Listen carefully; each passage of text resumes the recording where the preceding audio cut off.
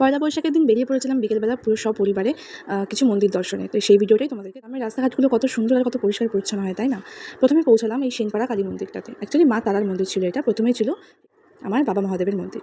দেখো, প্রথমে আমি এখানে একটু ধূপ মোমবাতি দেখাই, তারপর ধীরে সুস্থে মেন মন্দির যেটা এই মা তারার মন্দিরে প্রবেশ করি। এখান থেকে পুরো মন্দির গিয়ে দিই একবার। এরকম ছিল পুরো মন্দিরটা। একটু আমরা ফ্যামিলি পিকচার নিয়ে নিই, তারপরে আমরা সেকেন্ড যে সেনপাড়া কালী মন্দিরটা আছে, এটা অ্যাকচুয়ালি নতুন মন্দির, এই নতুন মন্দিরে পৌঁছাই। প্রথমেই 3টে মন্দির, ব্রহ্মা, বিষ্ণু এবং মহেশ্বর, এই 3টে মন্দির আছে। তারপরে মেন মন্দির হচ্ছে মেন মন্দির। এখানে মা কৃষ্ণকালীর মূর্তি রয়েছে। দেখো নিচে এইখানে বসার জায়গাটাতে একটু বসেছিলাম, নিজের ফটো ছিল মন্দিরের সব থেকে উঁচু অংশ, যেখানে একটা লোহার সিঁড়ি দিয়ে উঠতে হয়, অনেকটা উঁচুতে ছিল। দেখো এই সিঁড়িটা দিয়ে মন্দিরের ছাদ থেকে উঁচুতে উঠেছিলাম। তারপরে লাস্ট যে মন্দিরটা এসেছিলাম সেটা হচ্ছে আমাদের এখানে খুবই জাগ্রত জংলাদহ কালী মন্দির।